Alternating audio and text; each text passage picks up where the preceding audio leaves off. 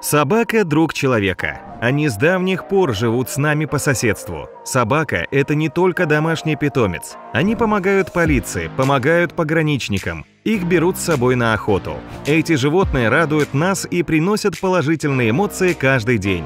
И поэтому не все понимают, что некоторые собаки могут быть весьма опасны для окружающих. Эта тема всегда приводит к немалым спорам среди собаководов, ведь, как правило, все зависит от воспитания животного. Любую породу можно воспитать милейшим созданием, а можно превратить в агрессивного монстра. Но не все породы собак были выведены, чтобы умилять, радовать своих хозяев.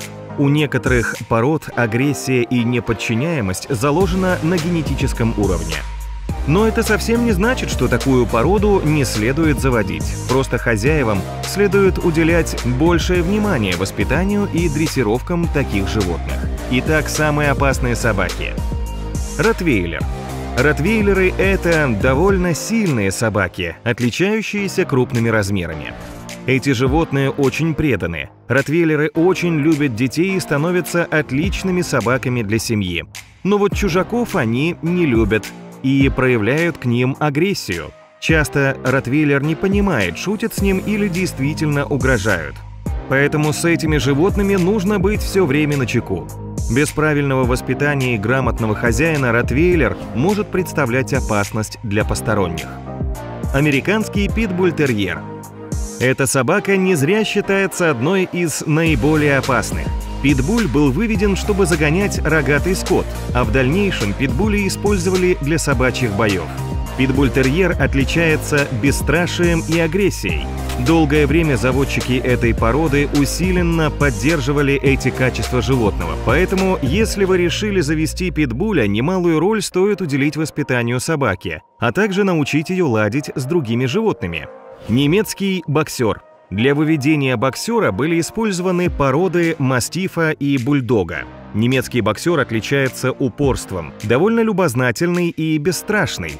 Он легко обучается и подчиняется своему хозяину.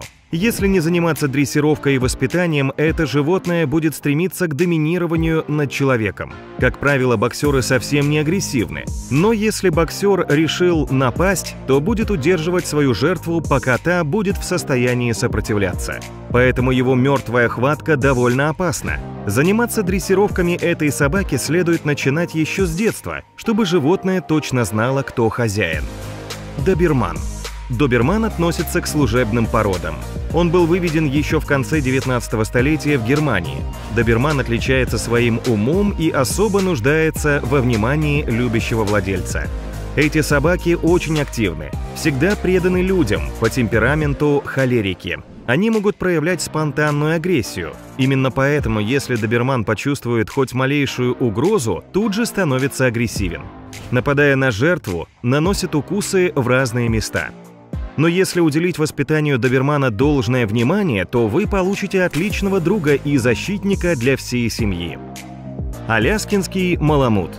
Эти крупные собаки внешне немного напоминают волков. Маламут – довольно дружелюбная и жизнерадостная собака, но все же имеющая некоторые скрытые недостатки. Это именно те собаки, которые постоянно нуждаются во внимании и заботе своего хозяина.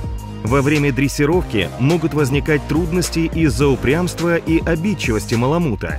Если хозяин сможет заслужить уважение и доказать свое интеллектуальное превосходство, то вы получите верного друга, который беспрекословно будет выполнять ваши команды. Маламут довольно опасен, ведь он может напасть на человека даже от скуки, а не только в отсутствии должного воспитания. Волк-особ. Эта порода получилась при скрещивании волчицы и немецкой овчарки. Эта необычная порода очень напоминает волка, но имеет меньшие размеры. Волк-особ – собака с непростым характером. Он очень тяжело ладит с другими животными. Именно поэтому не стоит заводить еще одного питомца. Волк-особ имеет отличный охотничий инстинкт. Ему необходим простор. Он просто не сможет жить в обычной квартире. Из-за отсутствия подходящих условий эта порода становится неадекватной и может стать довольно агрессивным для окружающих. Немецкая овчарка. Эта порода очень умная и совсем не агрессивная. Эти собаки очень преданы своему хозяину, они будут выполнять любые его команды, поэтому овчарка, обученная нападать, сможет стать опасным оружием. Но при грамотном воспитании овчарка станет любимицей всей семьи и преданным другом на долгие годы. Бульмастиф. Бульмастиф был выведен в начале XIX века в результате скрещивания мастифа и бульдога. Эта порода изначально предназначалась, чтобы помогать егерям охранять леса. Бульмастиф по праву считается одной из лучших сторожевых пород. Но не стоит держать бульмастифа на цепи. Он любит свободу. Это преданное животное отличается бесстрашием и будет защищать своего хозяина, даже рискуя своей жизнью. Бульмастифы жизнерадостные и любят детей, но все же не стоит оставлять малыша наедине с этим животным, так как собака, играя случайно, может сбить ребенка с ног.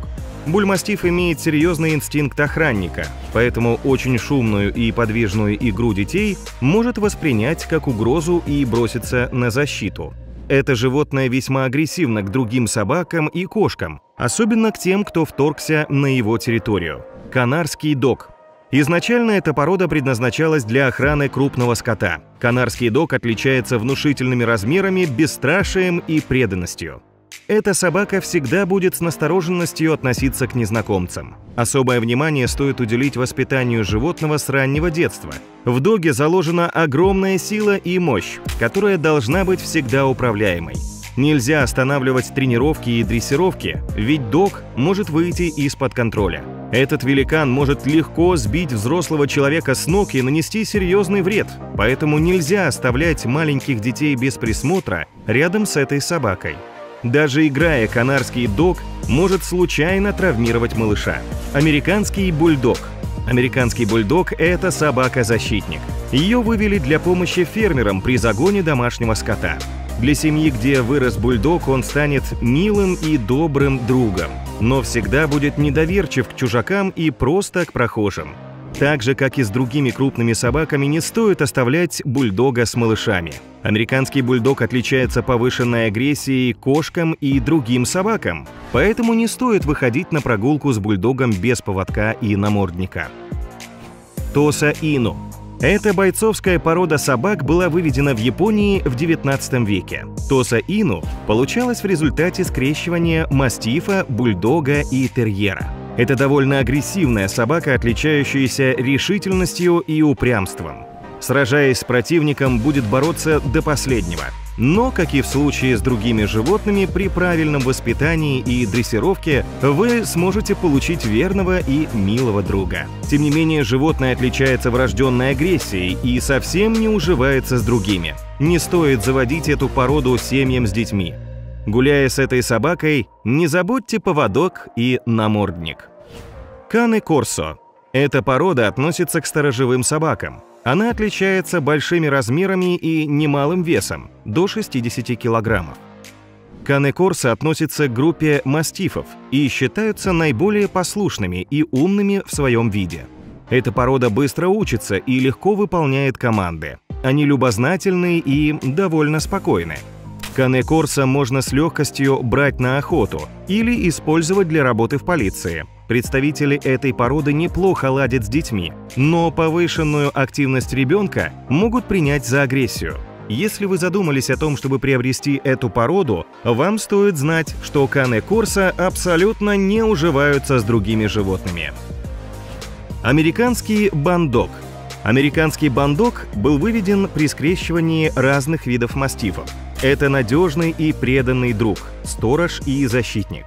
Если вы позаботитесь о его правильном и грамотном воспитании, то получите дружелюбного и ласкового пса, который отлично ладит даже с детьми. Если банддог вырос с другой собакой или кошкой, то он будет воспринимать этих животных как членов семьи, но к другим животным и незнакомым людям будет относиться весьма агрессивно и недружелюбно. Поэтому на прогулку с американским бандогом обязательно берите намордник и поводок. Аргентинский дог. Изначально эта порода была выведена в Аргентине для охоты на пуму и других крупных животных. Это совсем непростая порода, которая любит доминировать. Поэтому подчиняться это животное будет только сильному и умному хозяину, которого будет уважать.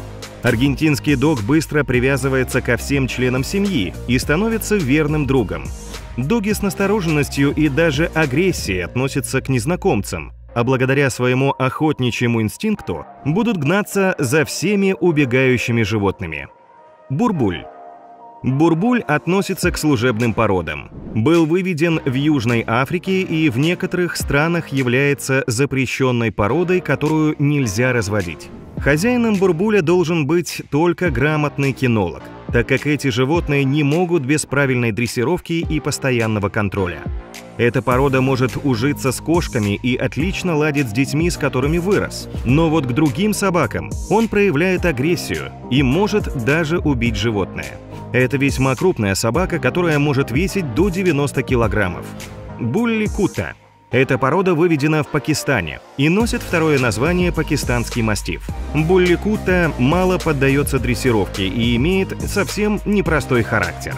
Заводить такое животное должен только опытный, сильный и волевой владелец. Тогда пес будет настоящим другом и защитником. Эти животные не уживаются с другими животными, могут даже убить соперника. Эта порода не подойдет для домашнего питомца в семье, где есть дети. Гульдонг. Данная порода весьма популярна в Пакистане и Индии. Собака имеет средние размеры и крепкое телосложение. Эти животные отличаются преданностью, умом, очень привязаны к своей семье и будут защищать хозяина любой ценой. Несмотря на свои положительные качества, гульдонг весьма агрессивен к окружающим и любит доминировать. Не стоит заводить в семьях с детьми. А вот для охраны своего хозяина и территории это отличный вариант. Кавказская овчарка. Кавказская овчарка считается одной из самых крупных пород собак. Этой собаке необходим постоянный контроль и дрессировки с раннего детства. Это весьма добродушная и спокойная собака, но при малейшей угрозе бросится на защиту своего хозяина и территории. Кавказская овчарка станет преданным другом и лучшим защитником всех членов семьи. Это будет ласковый и добрый пес, но при правильном воспитании. Английский мастиф. Изначально эту агрессивную собаку использовали для защиты собственности и охраны. Сегодня представители этой породы – это добрые и ласковые собаки, которые любят детей. Серьезной опасности не несут для людей, но не стоит оставлять маленьких детей самих играть с животным, чтобы избежать нежелательных травм. Родезийский риджбек. Это охотничья порода, которая появилась в Зимбабве. Это умные, активные животные, которые быстро привязываются ко всей семье и детям. Они очень подвижны и энергичны. Выходя на прогулку, не оставляйте животное без внимания, ведь имея сильный инстинкт охотника, это животное может представлять угрозу для окружающих. Московская сторожевая. Эта порода была выведена при скрещивании кавказской овчарки, сен-бернара и русской гончей. Московская сторожевая имеет непростой характер и тяжело подчиняется. Тем не менее, сильным владельцем собака будет с радостью выполнять команды. Эта порода довольно дружелюбна и хорошо ладит со всеми членами семьи и детьми. Бультерьер. Если вы хотите завести собаку, то не стоит начинать с бультерьера. Это животное имеет сложный характер и совсем не просто поддается дрессировкам. Изначально бультерьер выводился как бойцовская порода. Именно поэтому это довольно агрессивное животное. Только при грамотном воспитании и правильном подходе можно получить преданного и послушного питомца. Для семьи с ребенком стоит выбрать все же другую породу, более ласковую и спокойную, любящую детей. Собака имеет сильный инстинкт преследования, поэтому на прогулке стоит позаботиться о безопасности окружающих. Надевайте бультерьеру намордник. Как видите, любая собака без должного воспитания и грамотной дрессировки способна стать неуправляемой опасностью. Любое, даже самое агрессивное животное можно сделать преданным другом и членом семьи, как и самое безобидное животное может превратиться в злобного монстра. А вы боитесь собак? Без кота и жизнь не та. Топ-10 самых маленьких котов. Кошка сопровождает человека на протяжении всей его эволюции. Ей поклонялись в Древнем Египте, ассоциировали с ведьмовскими чарами в Европе эпохи Средневековья, брали на службу в библиотеки и музеи. Породы кошек приумножались и совершенствовались в зависимости от потребностей человека. Теперь маленькие кошки прочно заняли свое место в наших квартирах. Ими гордятся, их разводят и просто любуются. В соцсетях мы умиляемся их портретами, и самыми востребованными, наверное, остаются мелкие кошки. Их мимишность зашкаливает, как и наша любовь к ним. Предлагаем топ-10 самые маленькие кошки планеты. Первое. Скиф Тайдон. От 1 до 2,5 килограмм. Порода маленьких бесхвостых пушистиков выведена в России, и это самые маленькие кошки на свете. Скиф-тайдоны напоминают расцветкой тайских кошек, но совершенно лишены агрессивности больших собратьев. Это милые мурлыки, которые следуют за своим хозяином, привлекая его внимание всеми возможными способами. Любят, когда с ними разговаривают и гладят. Минимальный вес взрослой кошки – 1 килограмм. Вторая. Двельф. От 1,5 до 3 килограмм.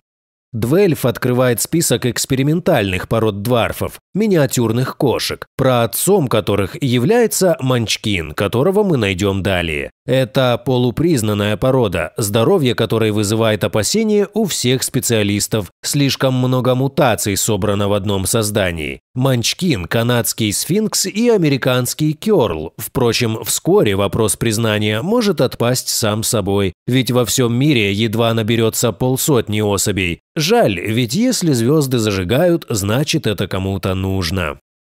Третье. Кинкалоу. От 2 до 3 килограмм. Хотя специалисты по селекции каждый раз вздыхают, когда им показывают еще одного котенка, производной от манчкина, они вынуждены регистрировать новую породу. Так, кинкалоу – это результат смешения манчкина и американского кёрла. От первого он унаследовал короткие лапки, а от второго – оригинальные ушки. Минимальный вес взрослого животного – 2 килограмма.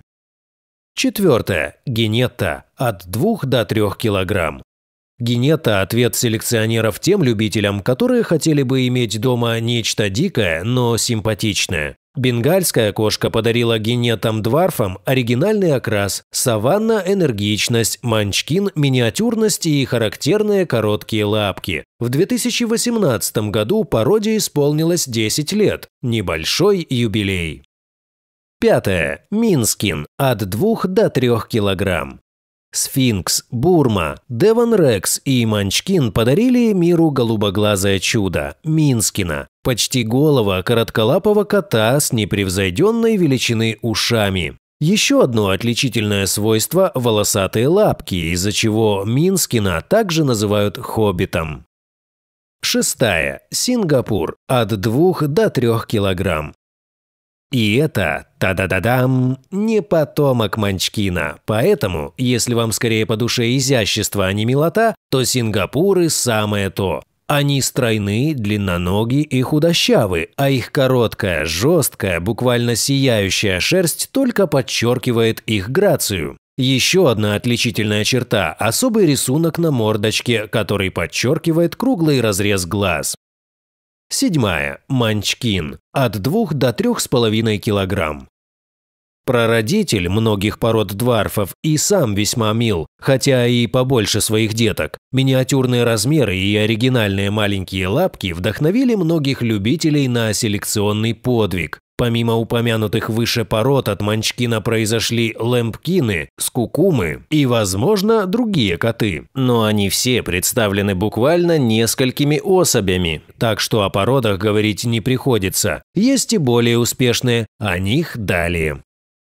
Восьмая. Бамбина. От 2 до 4 килограмм. Малыши произошли от скрещивания канадского сфинкса и манчкина, и черты обеих пород можно без труда различить в их безволосом коротколапом тельце. Это один из наиболее признанных потомков манчкина, который обрел почитателей благодаря исключительно дружелюбному нраву и экзотической внешности. Девятое. Наполеон. От 2,5 до 4 килограмм.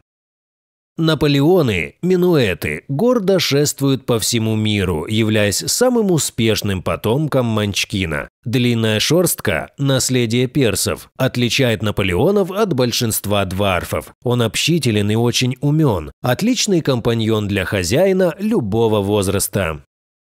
10. Ориентальная кошка от 2 до 4,5 килограмм. Эта длинноногая красавица попала в наш топ благодаря своей сухощавости. Несмотря на исключительно длинноногий силуэт, ее спортивные навыки позволяют поддерживать олимпийский вес. Элегантные уши, зеленые глаза и очень короткая шерсть добавляют красавице шарма.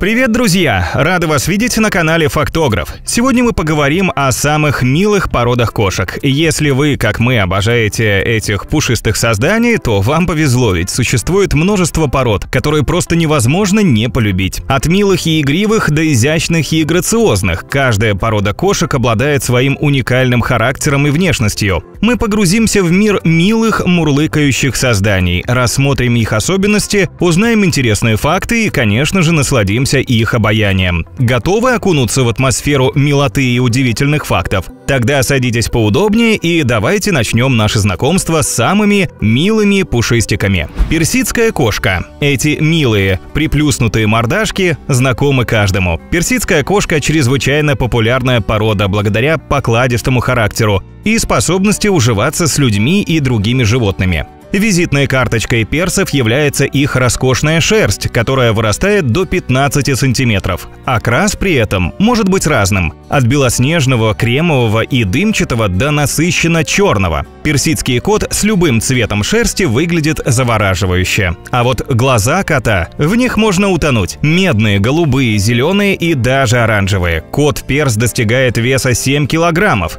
Просто большой мягкий клубочек, которому мало кто может остаться равнодушным. Порода известна уже несколько сотен лет, но историю ее происхождения доподлинно никто не знает. По одной из теорий, эту породу завезли из Ирана, бывшей Персии. Другая теория говорит нам о том, что этот вид произошел от ангорских кошек, которых завезли из Турции. Ангорская кошка. Эти кошки родом из Турции, прославились на весь мир своей снежно-белой шубкой и характерной треугольной головой с большими заостренными ушами.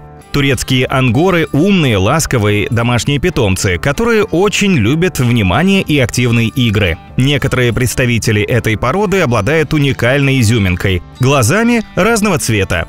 Может показаться, что это животное крупное и тяжелое, однако большую часть объема придает именно шикарная шерсть. На самом деле взрослые коты весят в среднем 3 килограмма. Турецкая ангора не была широко известна вне Турции до 16 века, пока ее не завезли в Европу моряки и купцы. Тогда ее начали скрещивать с персами, и из-за этого ангоры оказались на грани вымирания. Благо, породу удалось спасти, но сегодня она является довольно редкой и стоит совсем недешево. Священная Бирма или бирманская кошка. Желаете завести питомца с аристократическими манерами и необычным окрасом? Присмотритесь к Бирме. Бирманская кошка – очень социальное животное, которое хорошо ладит как с людьми, так и с животными. Любит ласки и веселье. Бирма отличается ярко-синими глазами и мягкой шубкой с окрасом Color Point. Ее шерсть окрашена в темный цвет только в определенных местах на теле. Бирманские кошки достигают достаточно крупных размеров. Самцы весят в среднем от 5 килограммов. История породы берет начало на Бирме, территории современной Мьянмы. Здесь, на западе Индокитая, кошки много столетий назад жили при храмах. В Европе эти кошки появились только в начале 20 века, когда одна пара была доставлена во Францию примерно в 1919 году.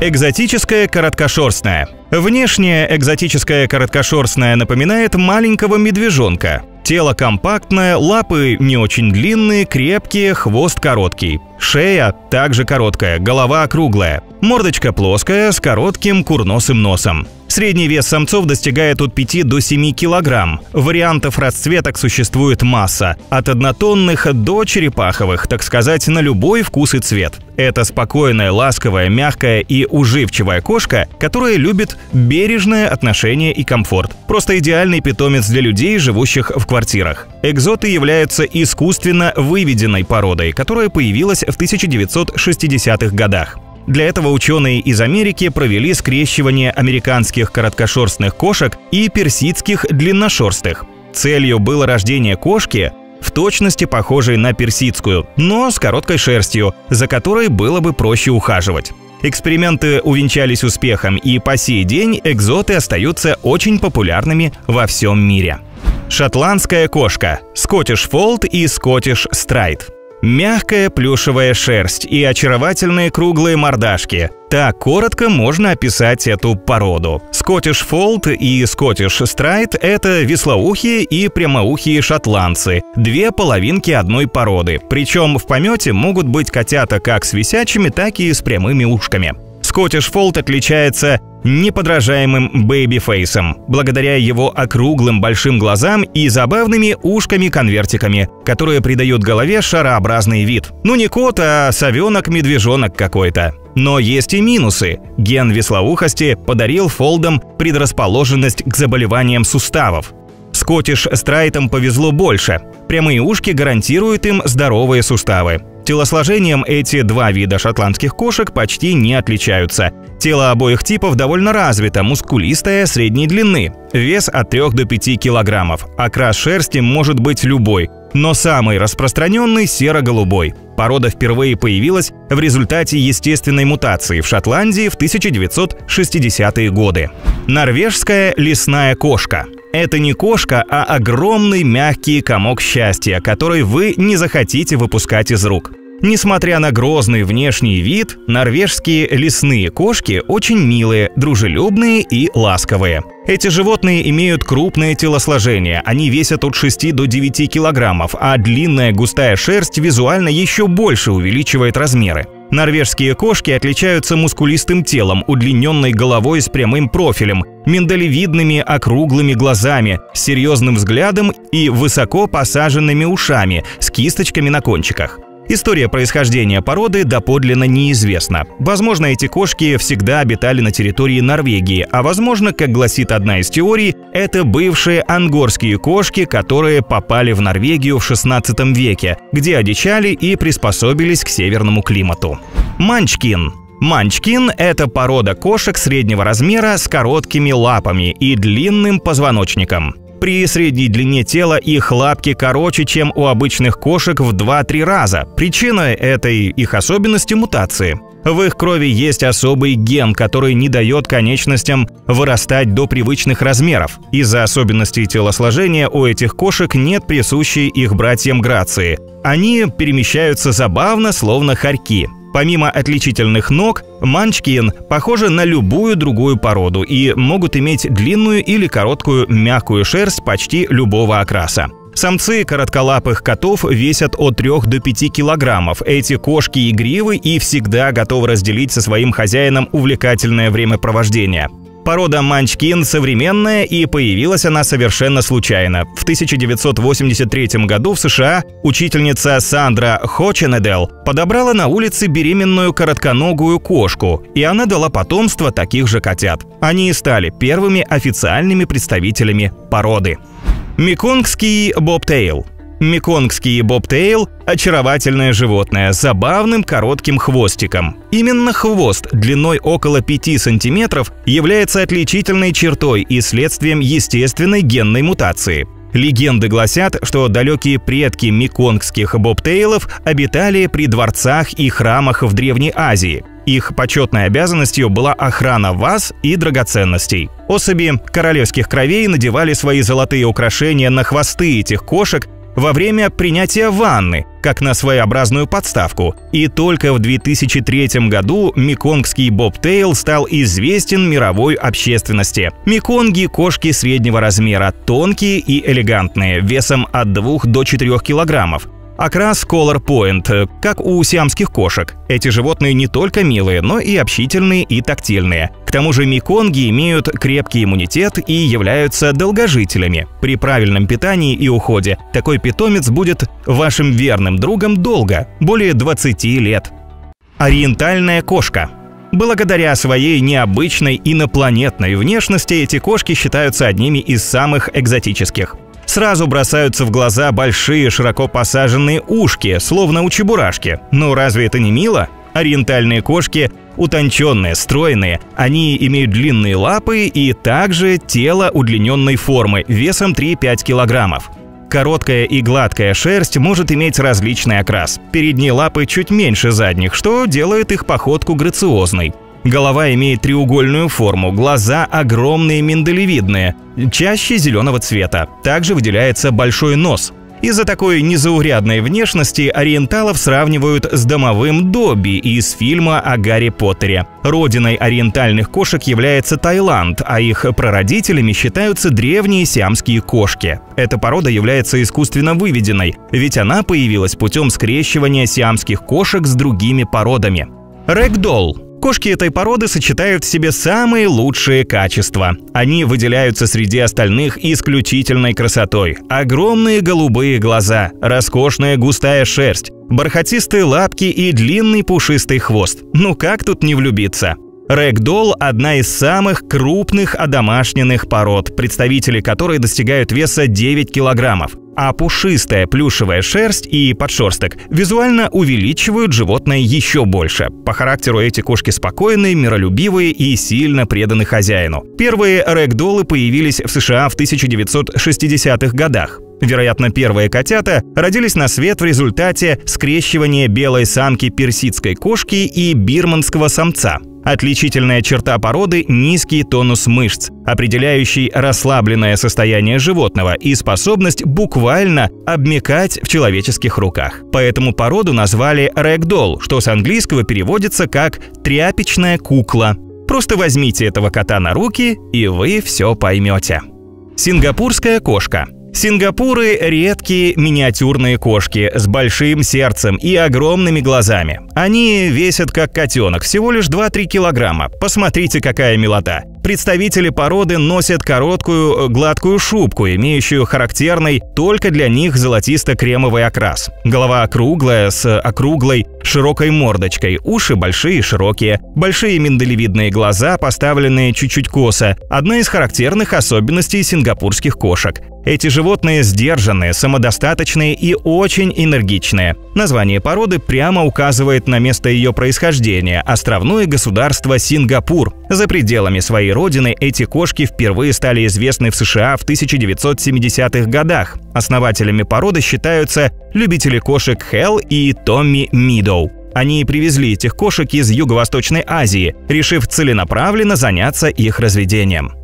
Добро пожаловать, друзья, на канал Фактограф. Сегодня мы отправимся в мир самых популярных пород собак. Каждая из них настоящий символ преданности, дружелюбия и красоты. В этом видео мы покажем вам породы, которые завоевали сердца миллионов людей по всему миру. Каждый из этих четырехлапых друзей – это уникальный шедевр природы с собственным характером и историей. Мы покажем вам самых маленьких и самых верных собак, идеальных следопытов и охотников, а также расскажем, от какой породы собак была без ума сама королева Виктория. Давайте вместе откроем этот удивительный мир и узнаем, что делает этих собак такими особенными. Так что заваривайте себе вкусный чай, садитесь поудобнее и поехали. Йоркширский терьер. Призвание йоркширского терьера – быть идеальным компаньоном человеку. Веселый, умный, дружелюбный, он всегда готовый поделиться с окружающими своим хорошим настроением, и за это его обожают миллионы людей.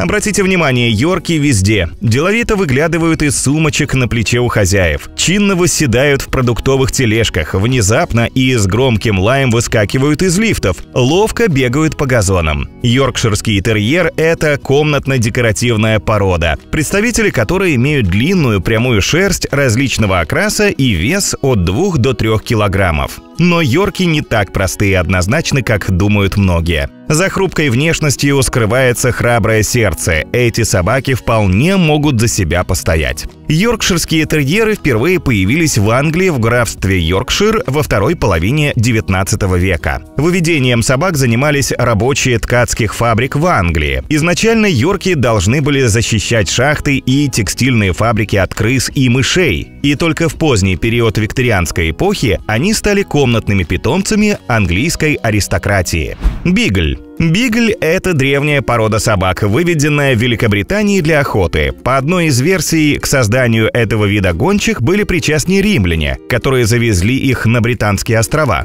Другая теория утверждает, что таких собак успешно разводили британцы задолго до прихода римлян. Бигли – собаки среднего размера с типичным обликом гончих. У них мускулистое тело со средним весом 10-12 килограммов, гладкая плотная шерсть и классический трехцветный окрас – черный, рыжий, белый. Собаки имеют квадратную морду, широкий нос, длинные висячие уши и умеренно длинный хвост, который направлен вверх. Бигль обладает хорошим обонянием и использует его прежде всего для охоты на кроликов и зайцев, а также для поиска взрывчатых веществ на таможне. По характеру собака веселая, добрая и игривая. Она прекрасно ладит с детьми, быстро привыкает к людям и не требует сложного ухода. Французский бульдог. Это мощный пес в маленьком обличии, со средним весом 12 килограммов. Он пропорционально коренастый, короткошерстный, с коротким от природы хвостом. Также французский бульдог выделяется крупной короткой мордой, плоским носом, широкой раздвоенной верхней губой, широкими у основания и закругляющимися сверху стоячими ушами. Но не обманывайтесь серьезным выражением их мордочки. Обычно за ним кроется игривость. Французский бульдог легко приспосабливается и любит повеселиться. Поладить с детьми, другими собаками или домашними питомцами проще простого. Но будьте готовы, что эта собака очень любит внимание и может конкурировать за него с другими членами семьи. Несмотря на название породы, французские бульдоги походят из Англии. В основном они жили среди рабочего класса на фабриках и уничтожали крыс. Затем некоторые швеи эмигрировали во Францию вместе со своими любимцами. Там бульдоги попались на глаза французской элите и уже в 19 веке стали популярными собаками в престижных кругах. Немецкая овчарка – это самая узнаваемая и самая популярная собака в мире. Умная, выносливая и верная, она покорит ваше сердце с одного взгляда. Немецкая овчарка имеет средний рост, удлиненное туловище и мощное телосложение. Особенностью считается линия позвоночника, которая скошена сзади вниз. Уши стоячие, морда вытянутая, квадратная. Конечности средней длины, хвост пушистый, саблевидный. Длинная шерсть окрашена в черно-белый или черно-серый цвет с разной степенью яркости. Вес собаки колеблется в пределах 30-40 килограммов. Немецкая овчарка появилась в результате скрещивания пастушьих собак Центральной и Южной Германии. Порода считается сравнительно молодой, по официальным данным, плановое разведение началось только в 1899 году. Основоположником породы назван немецкий заводчик Макс Фридрих фон Штефаниц. Хотя подобные собаки существовали и ранее. Они были компаньонами пастухов, помогая им перегонять и охранять стадо от хищников. Сегодня немецкие овчарки также помогают людям и работают как поисковики, следопыты, охранники, компаньоны и реабилитологи. Лабрадор-ретривер – это та порода собак, которая с радостью пойдет в поход, примет участие в детском дне рождения, будет плескаться в водоеме и помогать своему человеку в различной физической работе. Они, пожалуй, самые жизнерадостные, дружелюбные и энергичные среди всех пород собак. Лабрадоры – крупные собаки крепкого телосложения. Они отличаются широкими головами с ласковыми умными глазами и ушами, свисающими по бокам головы на скулы. Их шерсть имеет однотонный окрас – белый, соломенный, коричневый, шоколадный или черный. Вес варьируется от 25 до 38 килограммов. Лабрадоры происходят с острова Ньюфаундленд, что у северо-западного Атлантического побережья Канады. Предки лабрадоров были компаньонами и помощниками местных рыбаков с начала 18 века.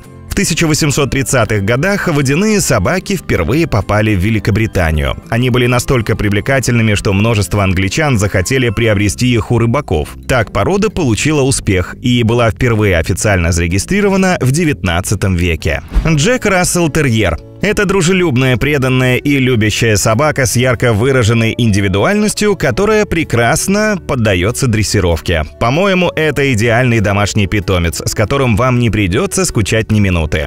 Джек Рассел Терьер имеет короткие лапки, хитроватые глаза, забавную озорную мордочку и невысокий рост. Уши сложены на фронтальную часть головы, морда немного вытянутая, грудная клетка четко очерчена, хвост короткий прямой. Вес 5-7 килограммов, шерсть гладкая и густая. Окрас бывает белый с пятнами черного или рыжего цвета. Порода Джек Рассел Терьер появилась в Англии в 1800-х годах благодаря преподобному Джону Расселу, которому нужна была собака для участия в охоте на лисиц. Во время учебы в Оксфорде он увидел и купил идеальную для таких целей собаку, принадлежавшую молочнику. Считается, что она стала первой собакой породы и получила имя Джек Рассел. В период работы священником Джон Рассел посвятил себя как церкви, так и разведению терьеров, которые сопровождали его во время охоты. Чихуахуа. Знакомьтесь, это самая маленькая собака в мире. Она может весить всего от 1 до 3 килограммов, а ее высота достигает лишь 15 сантиметров. Чихуахуа выделяется округлой головой, прямостоячими ушами, глазами на выкате и квадратным туловищем. Хвост средней длины, лапы тонкие, короткие. В породе есть гладкошерстная и длинношерстная разновидность. Окрасы могут быть самые разнообразные. Такого питомца заводят потому, что он может содержаться в любой, даже самой крохотной квартире-студии и спокойно сидит под мышкой хозяина в общественных местах. Кроме того, чихуахуа любознательные, подвижные, активные, очень смелые, смышленые и привязаны к своему хозяину. Чихуахуа впервые были обнаружены на территории современной Мексики и получили название в честь штата страны Чиуауа. Историки предполагают, что сначала эти мелкие хищники были обитателями дикой природы, а затем были одомашнены. Впоследствии в XIX веке порода была привезена в Европу, где сразу стала невероятно популярна. Акита Ину. Акита Ину – самые крупные представители семейства шпицев. Крепкие, мускулистые, с пушистой шерстью и густым мягким подшерстком. Окрас бывает различный, но самый распространенный – рыжий. Голова крупная, морда вытянутая, и на ней всегда есть белая маска. У некоторых особей глаза будто подведены черным, уши треугольные, толстые, могут быть слегка наклонены вперед. У Акита Ину пасть имеет специфическое строение, из-за чего часто складывается впечатление, что пес улыбается. Да, это та самая собака-улыбака. Акита Ину – крупные собаки с весом от 32 до 45 килограммов. Одно из самых главных достоинств породы – исключительная верность. Вспомните легендарного Хатико, самого известного представителя Акита Ину. Кроме того, эти животные очень игривые, добрые и умные. Порода Акита Ину сформировалась в японской провинции Акита на острове Хансю. Данные археологических и генетических исследований говорят, что Акита – одна из древнейших пород в мире, и эти собаки уже существовали примерно во 2-м тысячелетии до нашей эры.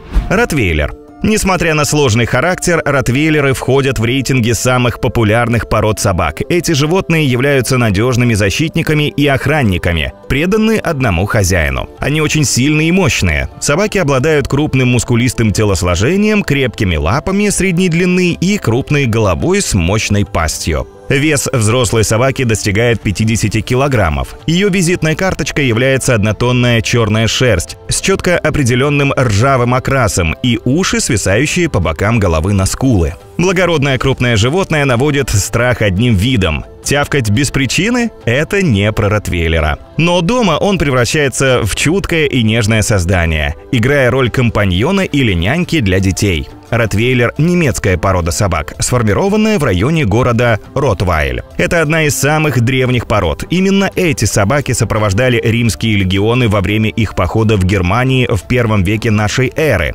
Сгоняли их стада и охраняли посты. С тех пор прошли 1000 лет. Но ротвейлер как был служебной собакой, так и остался. Померанский шпиц. Маленький, пушистый и милый. В него невозможно не влюбиться. Померанский шпиц – это декоративная порода собак с приплюснутой мордочкой, острым носом и большим количеством шерсти. Верхний слой ее шерсти состоит из длинных торчащих волосков, под ними густой подшерсток, поэтому собака похожа на пушистый шарик. Цвет шерсти насчитывает десяток окрасов, но самый узнаваемый – коричневый. Весит такая собака в среднем 2-3 килограмма. По характеру померанские шпицы очень энергичные, добродушные и смелые. Если этот плюшевый медвежонок увидит врага в случайном прохожем, то бесстрашно кинется на защиту хозяина. Родиной шпицев считается Померания, историческая область на юге Балтийского моря. Именно там, на территории современной Германии, появились первые достоверные записи о породе. К середине 19 века померанские шпицы распространились в других европейских странах. Даже сама королева Виктория влюбилась в эту породу, что еще больше способствовало росту популярности этих собак. А какую породу собак вы бы выбрали для себя в качестве домашнего питомца? Или, может, у вас уже есть четырехлапый друг? Делитесь с нами в комментариях.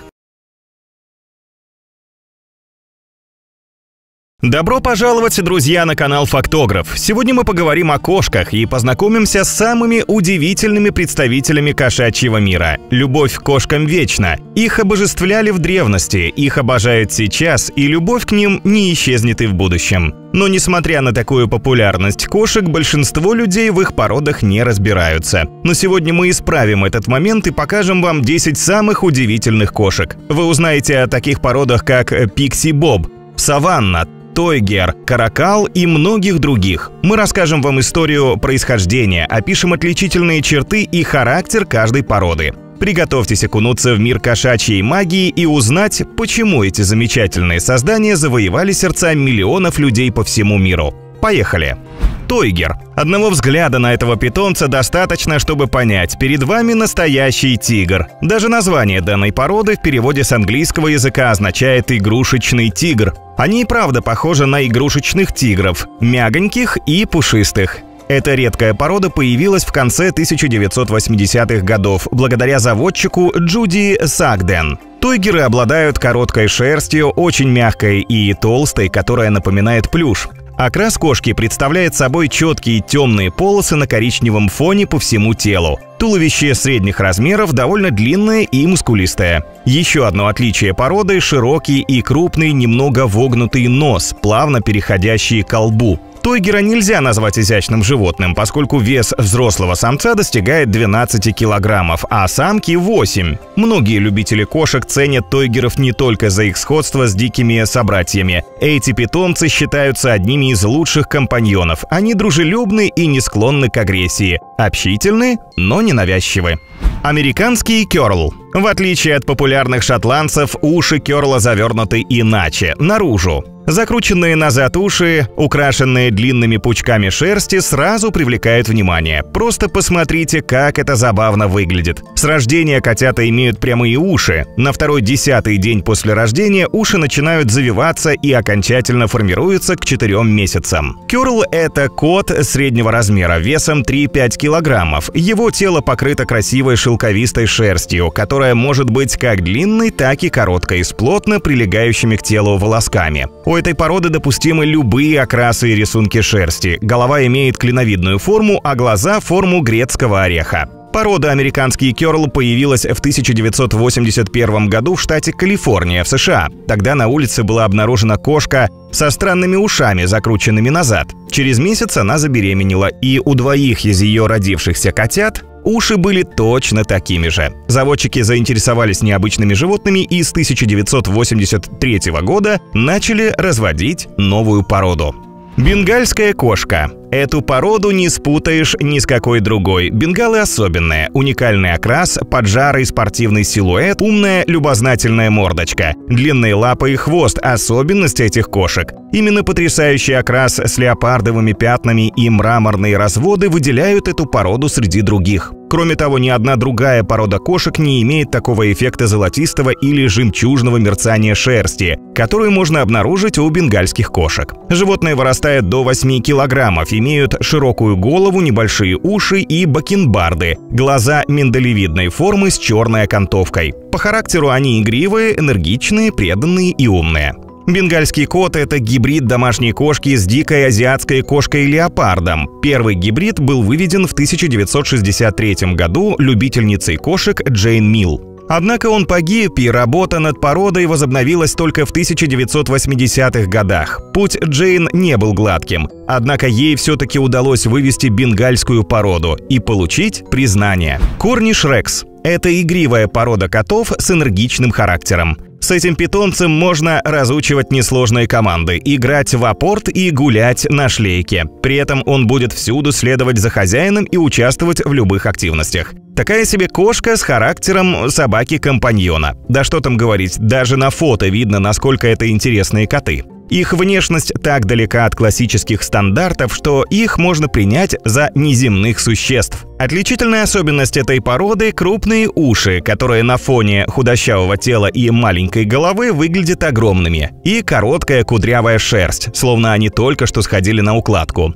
Такие корниш рексы отличаются гибким длинным телом весом до 5 килограммов, высокими лапками и длинным хлыстоподобным хвостом. Порода корниш рекс была выведена в графстве Корнуолл в Англии в 1950 году благодаря спонтанной природной мутации и тщательной селекции профессиональных заводчиков. Мейн-кун. Мейн-кун – огромная, пушистая, обаятельная и притягивающая взгляды кошка. Кроме того, эти животные являются великанами кошачьего мира. Вес взрослой особи мужского пола может достигать от 7 до 12 килограммов. Когда смотришь на мейн-куна, кажется, будто это страшный и грозный зверь, но на самом деле они в большинстве своем ласковые и вальяжные добряки. Они считаются одной из лучших пород для домашнего содержания. Мейн-куны имеют сильное мускулистое тело, квадратную морду, массивные челюсти, большие уши с характерными кисточками и толстый пушистый хвост. Иногда фелинологи шутят, что мейн-кун – это огромный хвост с кошкой на конце. Вот насколько он большой.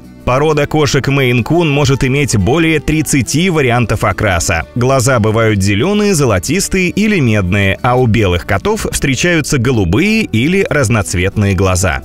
Порода сформировалась естественным образом под воздействием суровых климатических условий штата Мэн. Первые упоминания об этих великанах были зарегистрированы в 1861 году.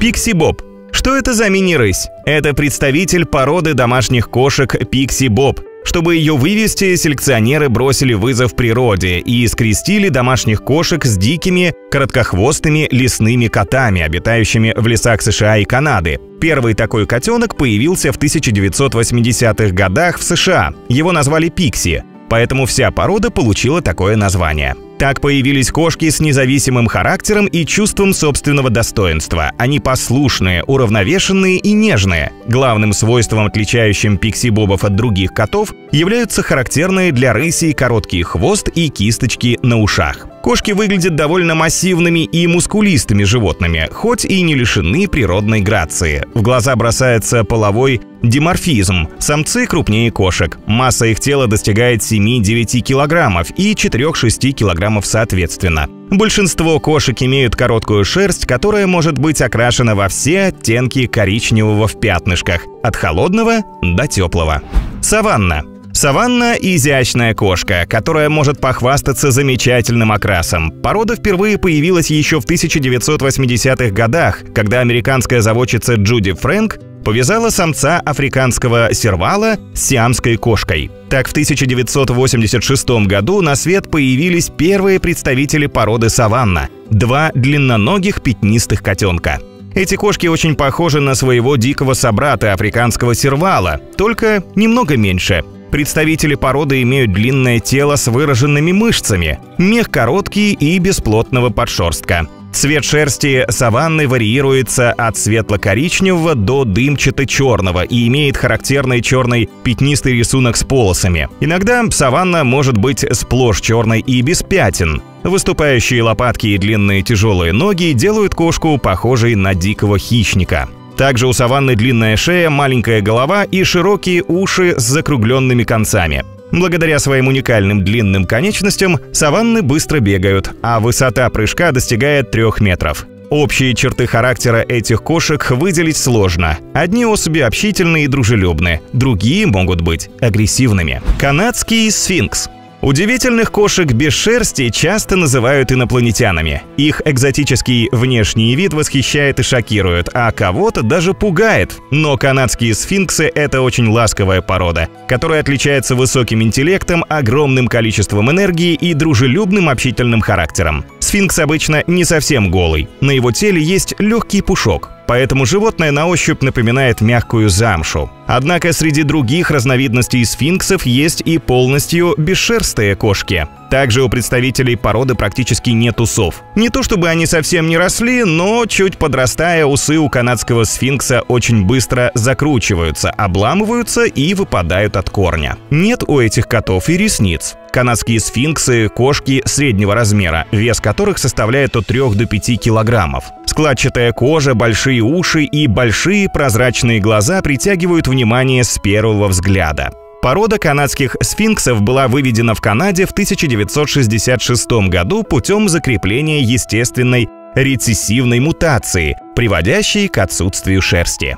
Лаперм. Это еще одна порода кошек с необычной кудрявой шевелюрой. Мех лаперма может быть в виде волнистых локонов или коротких завитушек. Это отличительная черта породы. Она появилась в США в результате естественного скрещивания сильных и здоровых амбарных кошек. И в разведении лаперм используют беспородных короткошерстных и длинношерстных кошек, так как у потомства всегда появляются локоны. Лаперм впервые были представлены широкой общественности в 1990-х годах, а официальное признание породы случилось только в 2002 году. У длинношерстных лапермов на груди есть воротник, хвост пышный. У короткошерстных воротника нет, хвост похож на ёршик. Все котята рождаются лысыми, а подшерсток появляется в течение 6-7 недель. Средний вес кота достигает 4-5 килограмм. Лаперм может быть любых окрасов и вариантов пятнистости. Эти кошки очень привязаны к человеку. Они постоянно требуют нежных, ласковых прикосновений и объятий.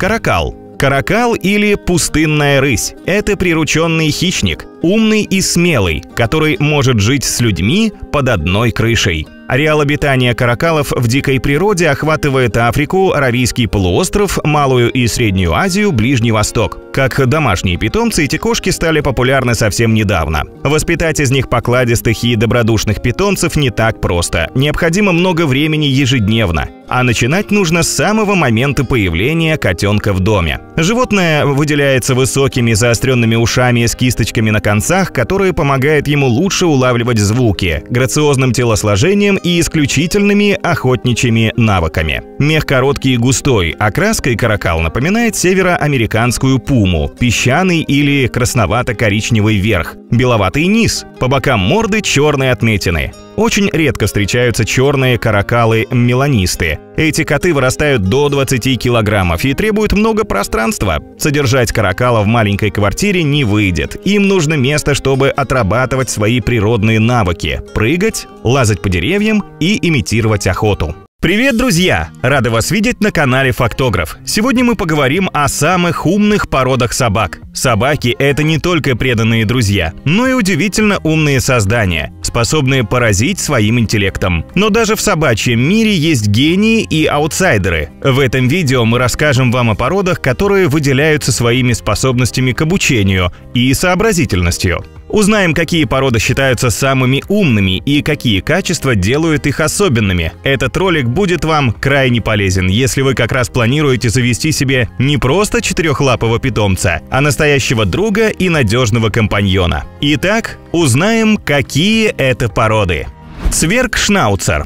Это маленькая собака родом из Германии, с большим сердцем и высоким интеллектом. Несмотря на свою миниатюрность, цвергшнауцер вполне серьезная служебная собака. Животное очень умное, сообразительное, прекрасно усваивает команды и вообще отлично понимает человека. По темпераменту цвергшнауцеры экстраверты, всегда веселые, энергичные. Они везде суют свой нос, хорошо чувствуют обстановку в доме и всегда готовы защитить своего хозяина. Такой питомец не даст вам расслабиться, поэтому будьте готовы к активным играм и регулярным тренировкам на ловкость. Благодаря бесстрашию, сообразительности и уверенности в своих силах, цвергшнауцеры являются отличными охранниками и сторожами. Служат на охране границ, работают на таможне и в полиции. Отличное обоняние и развитая интуиция позволяет использовать этих собак для поиска наркотиков и взрывчатки. Австралийская овчарка – Аусси. Ищете идеального компаньона? Она перед вами. Австралийские овчарки преданные, верные и надежные. К тому же это очень умная порода, которая легко поддается дрессировке и обучению новым командам. Однако они могут быть немного настороженными по отношению к незнакомым людям и собакам, поэтому социализация важна для создания уверенного и дружелюбного характера у собаки. Благодаря высокой трудоспособности, сообразительности, выносливости и дружелюбию собака Аусси является настоящим помощником фермеров. Что вполне логично, ведь порода была выведена специально для выпаса скота. Животное неприхотливо, хорошо выдерживает неблагоприятные погодные условия, отлично понимает человека и всегда готово помочь ему. Эти качества сделали из австралийской овчарки великолепного пастуха. Вельш-корги Пемброк. Это подвижные, активные собаки, готовые к длительным прогулкам и занятиям со своим хозяином. С ними точно не соскучишься. Они наделены высоким интеллектом и хорошей способностью к обучению. Они практически всегда запоминают новую команду с первого раза. Эти собаки будут готовы пойти на все, что угодно, лишь бы привлечь к себе внимание, заслужить одобрение и похвалу со стороны любимого хозяина или членов его семьи. Даже если просто посмотреть на корги, уже поднимается настроение, ведь на их лисьей мордочке будто нарисована улыбка. Если умение манипулировать владельцами является признаком собачьего интеллекта, то всемирно известные корги из Букингемского дворца должно быть гении. Все началось в 1933 году, когда будущий король Георг VI подарил своим дочерям Элизабет и Маргарет первого щенка Вельш-корги Пемброк. С этого момента корги стали любимцами королевы Великобритании Елизаветы II и живут в Букингемском дворце по сей день. Континентальный той-спаниель или папийон. Визитная карточка этой породы – изящные, украшенные длинной шерстью уши. Но не позволяйте этим милым ушкам-бабочкам обмануть вас, что перед вами слабые, трусливые и недалекие создания. Ведь папийоны умнее, сильнее и даже жестче, чем кажется. Собачки очень быстро учат новые команды и способны, не дрогнув хвостом, броситься на защиту хозяина. Также они неуемно энергичны, игривы, преданы и дружелюбны как к людям, так и к животным. Порода папийон имеет достаточно высокий уровень интеллекта и может выступать в роли компаньона даже для человека с ограниченными возможностями, хотя здесь потребуется специализированное обучение. К тому же эта милая собачка может выполнять функции сторожа. Папийон имеет прекрасное чутье, благодаря чему мгновенно реагирует на любую опасность громким лаем. Доберман-пинчер. Взглянув на добермана, вам может показаться, что это агрессивная и злая собака. Но внешность обманчива. Это очень умное животное, миролюбивое к посторонним и дружелюбное к детям. Доберман обладает аналитическим мышлением, способен выполнять серию сложных команд, работает в быстром темпе и может принимать самостоятельные решения. Особенно в экстренных ситуациях, требующих от питомца помощи и защиты. Среди положительных качеств у представителей этой породы выделяется социальность, уравновешенность, отвага, верность и забота о своем владельце. Но доберманов необходимо обязательно дрессировать, иначе у вас получится неуправляемый пес, который делает все, что захочет. Вообще говорят, что нет плохих доберманов, есть плохие хозяева. Порода доберман-пинчер была выведена для сторожевой службы и личной охраны и продолжает исполнять эти функции уже более 100 лет. Собак используют полицейские, военные, также они часто охраняют имущество и производственные территории предприятий. Шелти – шотландская овчарка. Невероятно дружелюбная собака, присутствующая одновременно везде и всюду. Она обаятельна, элегантна, притягательна и с легкостью способна пленить сердце каждого. Эти компактные и симпатичные овчарки были выведены на суровых Шотландских островах, лежащих к северо-востоку от Шотландии. Их высокий интеллект весьма ценился местными жителями, и на северных овчарках лежали поистине ответственные обязанности. Они помогали пасти овечьи стада, охраняли фермы, вступали в схватки с мелкими хищниками, желающими напасть на хозяйскую птицу, сопровождали владельцев в длительных пеших походах. Сегодня пастушьи обязанности отошли на второй план. Но небольшие шелти остались верными помощниками людей. Собаки имеют отличные способности к обучению, с легкостью запоминают команды и при правильном подходе к процессу дрессуры с удовольствием их выполняют. Заниматься аджилити, выступать в цирке и даже сопровождать людей с ограниченными возможностями шотландские овчарки могут все. Золотистый ретривер. То, что золотистый ретривер обладает высоким интеллектом, подтвердит любой заводчик, кинолог, ветеринар и даже грумер. Ретриверы могут запомнить до 200 разных команд, что позволяет им быть незаменимыми спутниками человека как в доме, так и на работе. Преданные, милые и терпеливые. Ретриверы всегда готовы служить и любят обучаться чему-то новому. Они совершенно не боятся воды и купаются во всех водоемах, даже в лужах. Да что там говорить, если эта порода была специально создана для охоты на водоплавающую дичь. Золотистые ретриверы обладают высокой работоспособностью и способны помогать человеку, выполняя работу собак-поводырей, терапевтов, спасателей и спортсменов. Вот только охранниками ретриверы не будут. Они слишком добрые для этой функции. Кроме того, эти собаки очень общительны. Они имеют идеальную память на лица и нуждаются в постоянном контакте с людьми. Такой питомец – идеальный выбор для семей с детьми.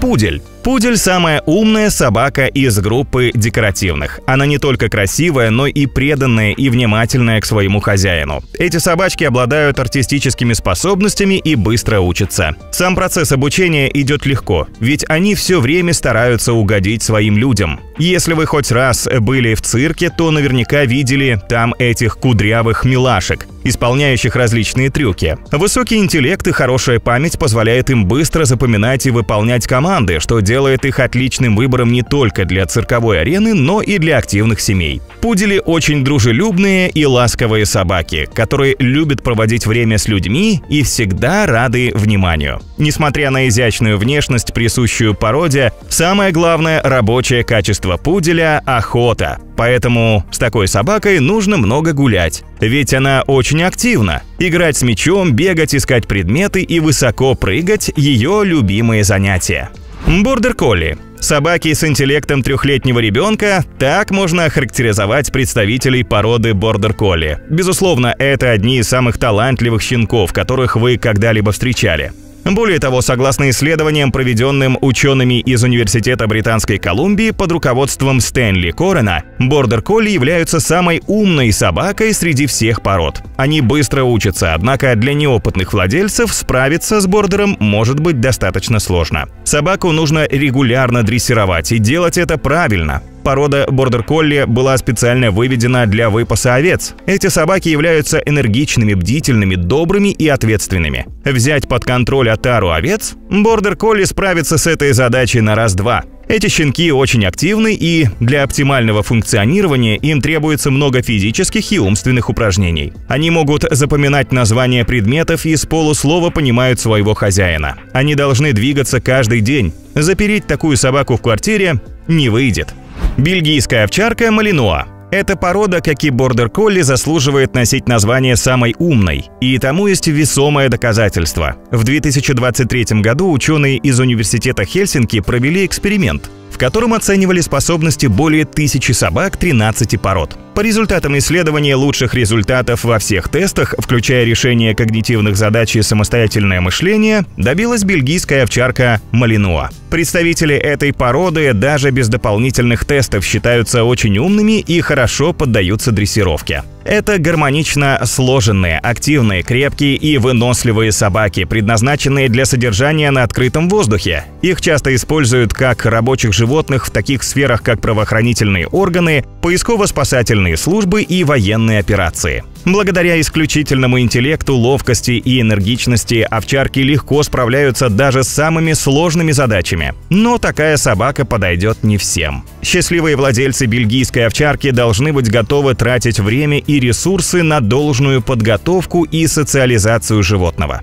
В противном случае с ней будет довольно трудно справиться. На этом у нас все, друзья. Если вы вдруг подумали, как может быть видео про самых умных собак без немецкой овчарки, то мы вас поздравляем. Вы отлично разбираетесь в собаках. Про немецкую овчарку мы подробно рассказали в другом нашем видео о самых популярных породах собак. Переходите по ссылке и знакомьтесь не только с этой породой, но и с другими обожаемыми миллионами питомцами. Но перед этим делитесь с нами в комментариях, есть ли у вас собака или, может, когда-то была, и какими интересными навыками она обладала.